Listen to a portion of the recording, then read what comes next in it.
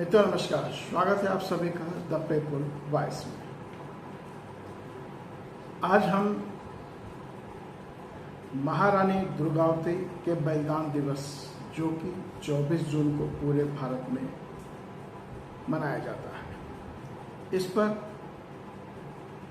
उनके जीवन परिचय, उनके संघर्षों पर एक विस्तृत जानकारी प्रस्तुत करते हैं और द पीपल वॉइस की तरफ से गोंड वीरांगना महारानी दुर्गावती के बलिदान दिवस की पूर्व संध्या पर उन्हें विनम्र आदरांजलि अर्पित करते हैं। मित्रों, यह हमारा शोध पत्र है, विभिन्न सोर्सेस से इसको लिया गया है और आपके सामने प्रस्तुत किया जा रहा है। इसका शीर्षक है गोंड वीरांगना महारानी दुर्गावती, एक अदम्य साहस और बलिदान की प्रतीक।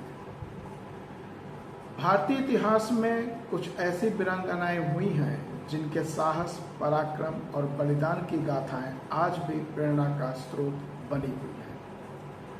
इनमें गोंडवाना की महारानी दुर्गावती का नाम स्वर्णिम अक्षरों में अंकित है। वे न केवल एक कुशल शासक और योद्धा थी, बल्कि स्वतंत्रता, स्वाभिमान, नारी शक्ति की प्रतीक भी थी। उन्होंने अपने समय की सबसे शक्तिशाली मुगल सेना के सामने डटकर मुकाबला किया और अपनी मातृभूमि की रक्षा के लिए अपने प्राणों की आहुति दे दी। यह लेख महारानी दुर्गावती के जीवन, उनके शासनकाल, युद्ध कौशल और उनके बलिदान की गाथा को विस्तार में प्रस्तुत करता है। महारानी दुर्गावती का जन्म 5 अक्टूबर 1524 को उत्तर प्रदेश के बांदा जिले में स्थित कालिंजर के किले में हुआ था। वे चंदेल राजवंश के राजा कीर्ति सिंह चंदेल की इकलौती संतान थी। आपको जानकारी दे दें, चंदेल वंश भी गोंडवाने का ही वंश था, जिनका टोटेम गोत्र चिन्ह खरगोश हुआ करता था।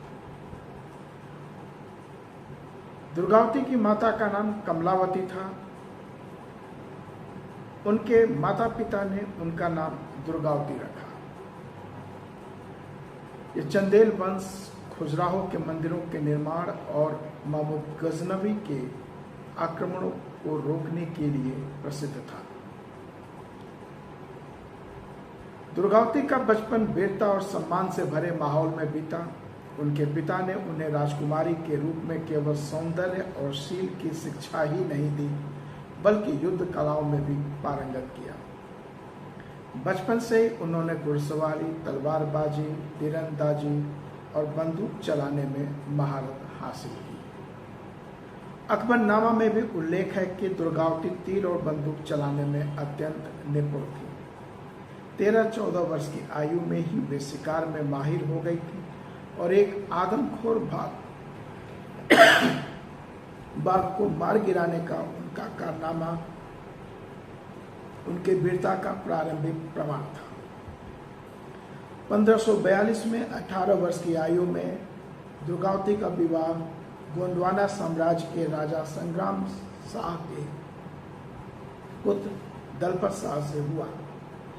यह विवाह एक राजनीतिक गठबंधन का हिस्सा भी था, जिसने चंदेल और गोंड वंशों को एकजुट किया। गोंडवाना साम्राज्य मध्य भारत का एक विशाल और समृद्ध साम्राज्य था, जो जबलपुर, सागर, दमोह, सिवनी, मंडला, नरसिंहपुर, छिंदवाड़ा, नागपुर, होशंगाबाद, भोपाल और बिलासपुर तक फैला हुआ था। संग्राम शाह ने 52 गढ़ों को जीतकर गोंडवाना को एक शक्तिशाली साम्राज्य बनाया था। दलपत शाह गोंडवाना के गढ़मंडला क्षेत्र के शासक थे। यह पहली बार था जब किसी राजपूत राजकुमारी का विवाह गोंड वंश में हुआ था। भारतीय समाज चंदेल वंश को राजपूत मानता है, इसलिए यहाँ यह शब्द लिखा हुआ है, जबकि वास्तव में चंदेल भी गोंडवाने का ही एक वंश है। इस विवाह से दोनों वंशों को और अधिक शक्तिशाली बनाया। जिससे मालवा और अन्य पड़ोसी राज्यों के शासक असहज हो गए। 1545 में दुर्गावती ने अपने पुत्र वीर नारायण को जन्म दिया। हालांकि उनकी खुशी अल्पकालिक रही, क्योंकि 1550 में दलपत शाह की अचानक मृत्यु हो गई। उस समय वीर नारायण मात्र 5 वर्ष के थे। इस कठिन समय में दुर्गावती ने हिम्मत नहीं हारी और अपने पुत्र की ओर से गोंडवाना साम्राज्य की बागडोर संभाली। शासनकाल और प्रशासन 1550 से 1564 तक लगभग 15 वर्षों तक दुर्गावती ने गोंडवाना साम्राज्य पर शासन किया। उनके शासनकाल को इतिहासकारों ने अत्यंत कुशल और समृद्ध माना है। अबुल फजल ने अपनी पुस्तक आईनाए अकबरी में लिखा है कि दुर्गावती के शासन में गोंडवाना इतना सुव्यवस्थित और समृद्ध था कि प्रजा लगान स्वर्ण मुद्राओं और हाथियों के माध्यम से अदा करती थी। उनके शासन में 23,000 गांवों में से 12,000 गांव सीधे उनके प्रशासन के अधीन थे, जबकि शेष सामंतों के नियंत्रण में थे। दुर्गावती ने अपनी राजधानी को सिंगौरगढ़ किले से स्थानांतरित कर चौरागढ़ किले में स्थापित किया। उनके शासनकाल में गोंडवाना का क्षेत्रफल इंग्लैंड के बराबर हो गया था, जो पूर्व से पश्चिम तक 300 मील और उत्तर से दक्षिण तक 160 मील तक फैला हुआ था। उनकी सेना में 20,000 घुड़सवार, 1,000 युद्ध हाथी और असंख्य पैदल सैनिक थे। विशेष रूप से गोंडवाना साम्राज्य भारत का पहला साम्राज्य था जहां महिला सैन्य दस्ते का गठन किया गया था, जिसकी कमान दुर्गावती की बहन कमलावती और पूरागढ़ की राजकुमारी संभालती थी। दुर्गावती ने अपने शासनकाल में कई जन कल्याणकारी कार्य किए। उन्होंने मंदिर, मठ, कुएं, बावड़ियां और धर्मशालाएं बनवाई। उनकी कर प्रणाली सरल थी, जिससे प्रजा और व्यापारी वर्ग अत्यंत संतुष्ट थे।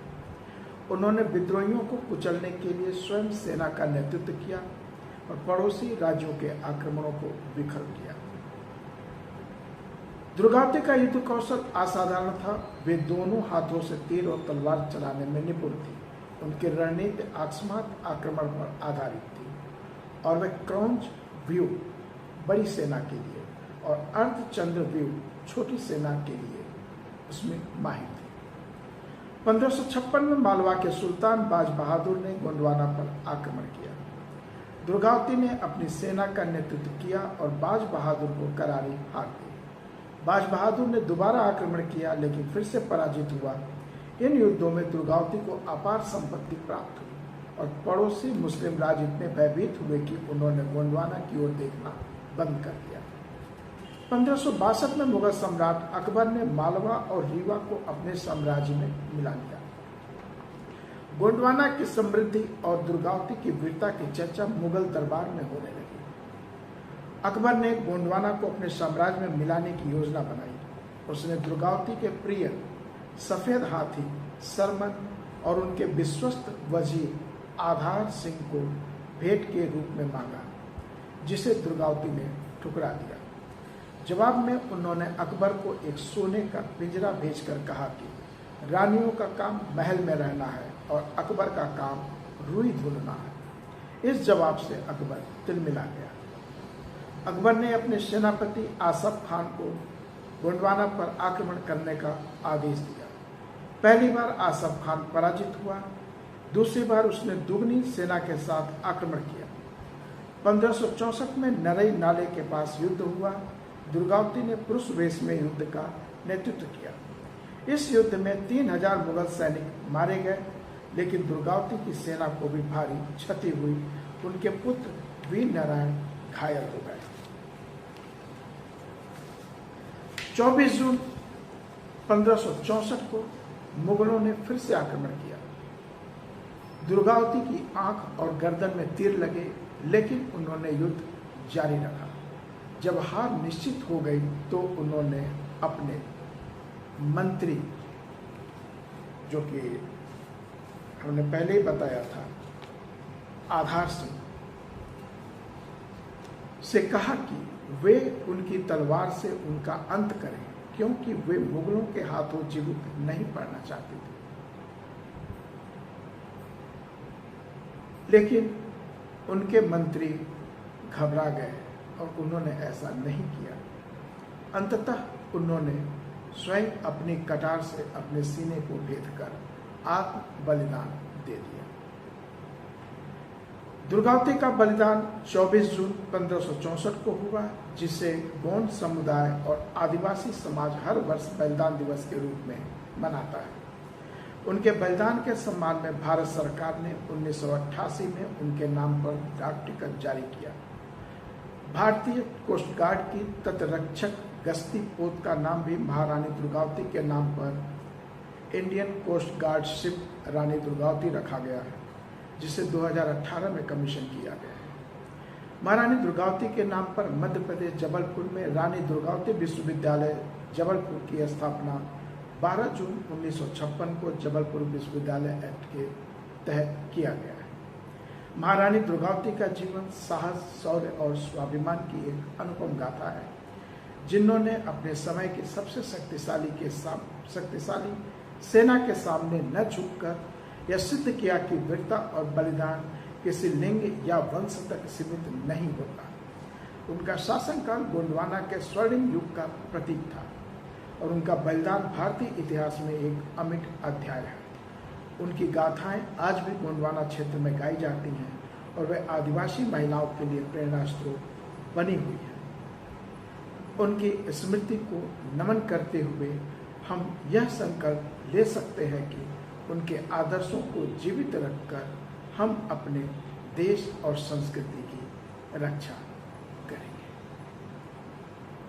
इसी के साथ हम महारानी को अपनी श्रद्धांजलि अर्पित करते हैं। फिर मिलेंगे आपसे अगले किसी एपिसोड के साथ। जय भारत, जय संविधान।